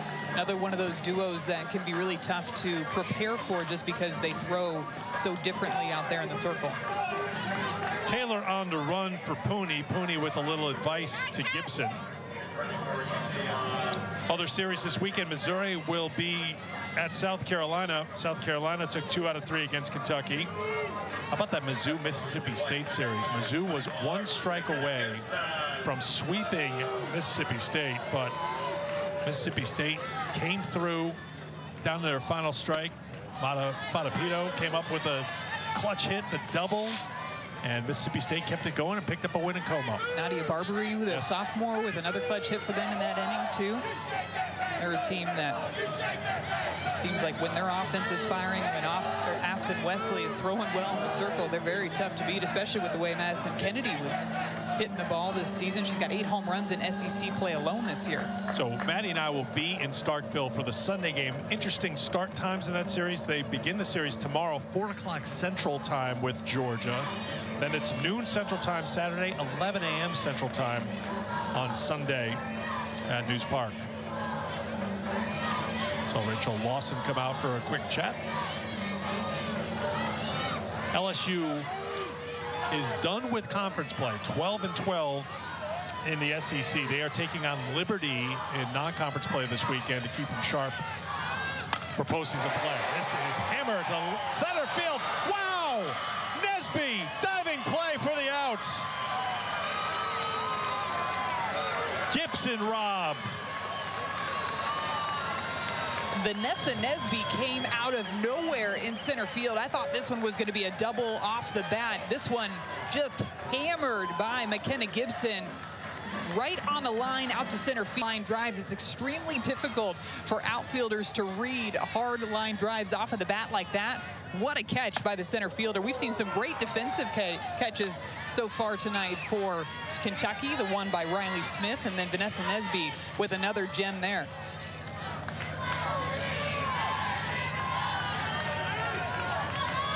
Here's Riley West, who homered her last time. 1 for 3 tonight. 1-1.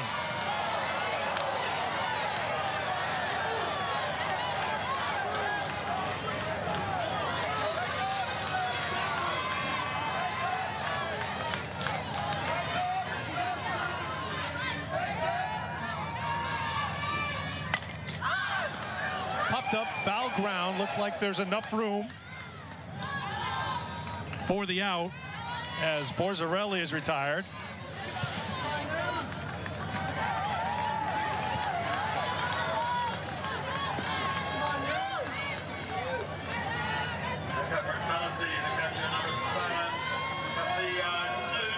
Here's Nugent. 2 down here in the bottom of the 6th.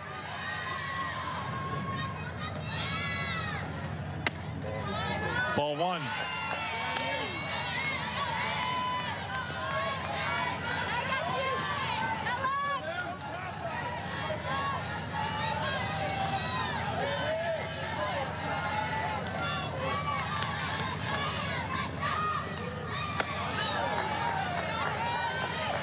Two-0 to Nugent. 2 for 3 tonight. Singled in the 2nd. Fouled out in the 3rd and hit her 9th home run of the season in the 5th. Went back-to-back with West in the 5th. 3-0. She had a really good swing on an 0-2 pitch that was low and outside. She's one of those hitters that has so much power and really utilizes her back leg extremely well to drive the ball the opposite way. Finding herself in a good 3-0 count here. 4-pitch walk. Nugent's aboard.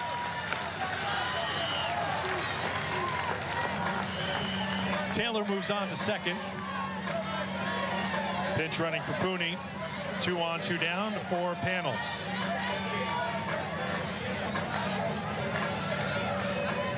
Already 9 free passes between the walks and the hit by pitches given up by Kentucky pitching tonight. And against this type of offense, eventually those runners are going to find their way around to score. That one misses for ball 1. They got out of the bases loaded jam in the 2nd inning after a hit by pitch and a walk. And then finally Tennessee broke it open in the 4th.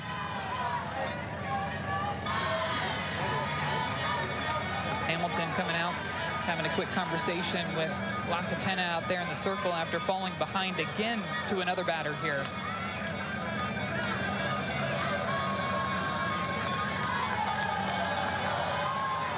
Now that Schoonover's out of the ball game, you see Grace Ballman standing next to Rachel Lawson. She's the one that's calling the pitches.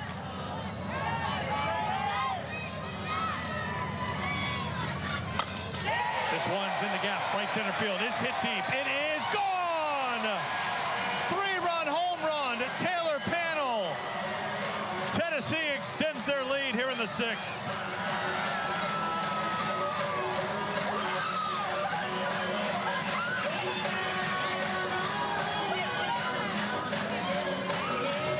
Another home run that's a product of Tennessee sticking with the game plan, getting into a good hitter's count and capitalizing on it.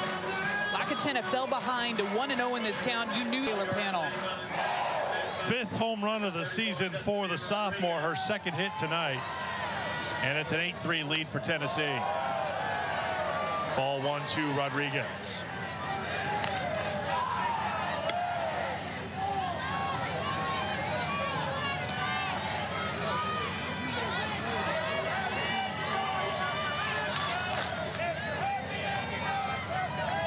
Tennessee win here tonight would improve them to 17-5 in the SEC. There's a strike. It's 1-1. So that would mean Arkansas could not catch Tennessee to earn a share of the regular season title. The door would still be open for Florida, but the best Florida can hope for, because they'd be 2 games back in the loss column with Tennessee having 2 games left to play, would be a tie for the regular season title. Texas A&M began the night 1 game behind Tennessee in the standings. And as we pointed out before, A&M will be in Gainesville to start a 3-game series tomorrow night.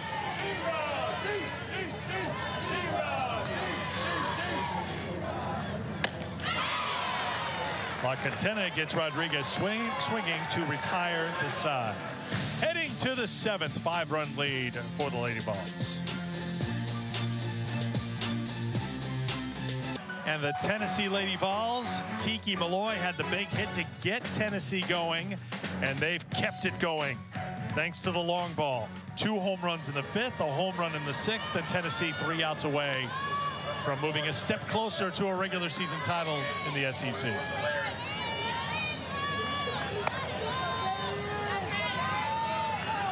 Peyton Gottschall on in relief of Carlin Pickens. Kentucky scored 3 runs against Pickens. Lauren Borzilleri chased her from the game with a 2-run home run in the 5th inning. That tied the game at 3. Borzilleri with a couple of big hits against Pickens, got the base hit in the 3rd inning with 2 away. That finally she came around to score after that Erin Koffel base hit out to left field. Different look here with Gottschall in the circle. 1-2.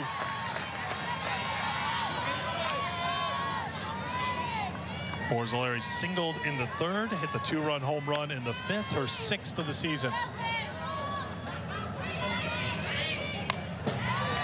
Gets a piece to stay alive. The 3 runs for Kentucky scored by Blanton and Borzilleri, 8 and 9 in the lineup. Sullivan ran for Borzilleri in the 3rd.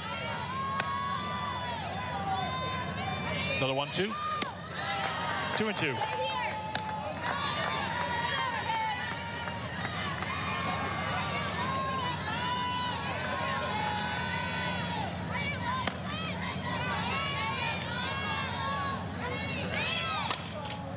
Hit hard but fouled.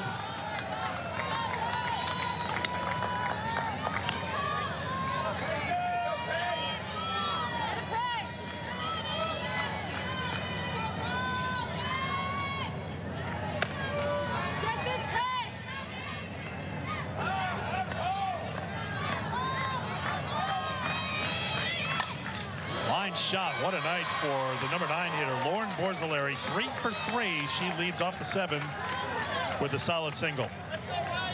You can even see just with the foul balls and the takes that she's had within her at-bats that she's seeing the ball extremely well. Moves up in the box now that you're not going to see as high a velocity out of the hand of Peyton Gottschall. Gets a pitch, drives it straight back up the middle for another.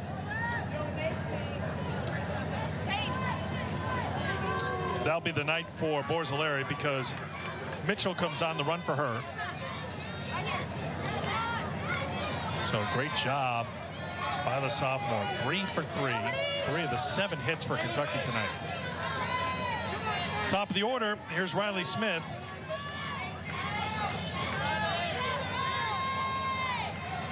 Smith's had a really nice night tonight as well. Had that infield base hit in the 3rd inning and then the double down the left field line in the 5th inning. That was off of Gottschall.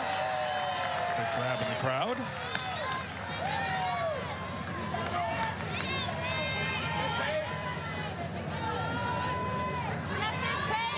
Carlin Pickens hanging out down the bullpen just in case. Smith pops it up left side. Mueller, 1 down. Nice job for Gottschall to bounce back immediately after giving up that base hit to Borzilleri. Gets the out of Riley Smith. Easy fly ball over to her shortstop and Mueller. There's Erin Koffel, 1 for 2 tonight, flied out in the first, singled in a run in the third, was intentionally walked in the fifth. Career start number 215 for Erin Koffel.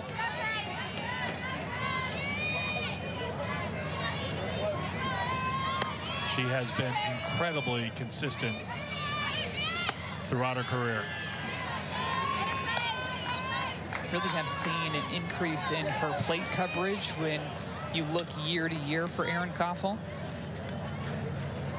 Has managed to limit the strikeouts season to season. Had 31 back her freshman year in 2021, just 15 all of last season. So far this year, just 8 strikeouts, along with the power that she brings up at the plate. And I guarantee right here, Coach Karen Weekly coming out to talk to her pitcher, one, about falling behind 2-0 to Erin Koffel, where they want to pitch her and to make sure that you're not doing anything to give Kentucky any momentum there. Karen's got jokes. Everybody's laughing out there in the circle right now. All smiles for everybody.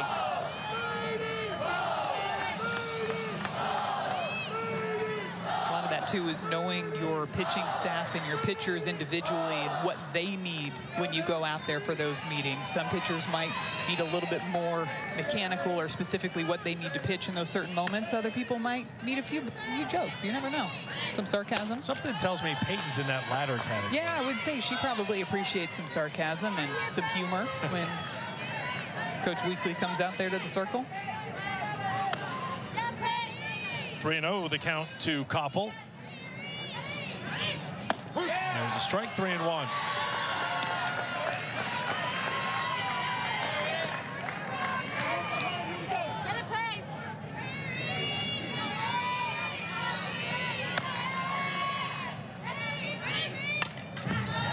Three and two. A couple of curveballs back to back.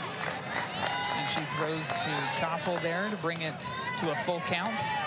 The last one she brought a bit further up in the zone, but still with that late movement away from the barrel.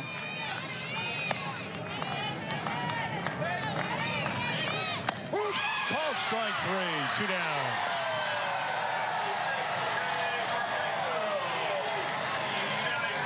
You can see it on Koffel's face. She knew it straight out of the hand. Gottschall goes with this backdoor curveball. So this is that pitch with that late movement on it. It looks out of the hand like it's going to hit you as it breaks right over the plate. Ball 1 to Vanessa Nesby.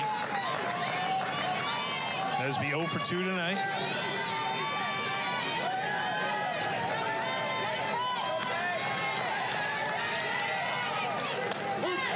One and one.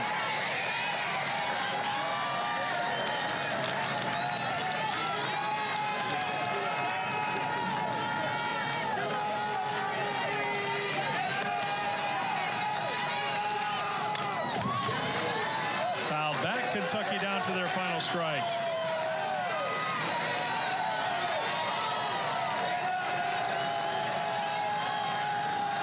They're on their feet here in Knoxville.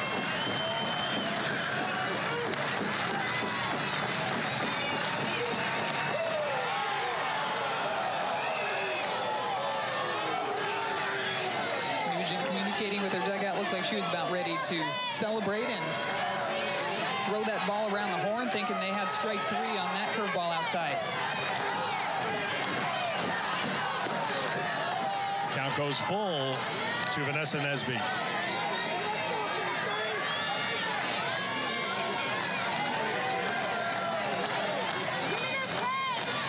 Peyton Gottschall with 4 strikeouts in relief. Brings the 3-2. Slap foul.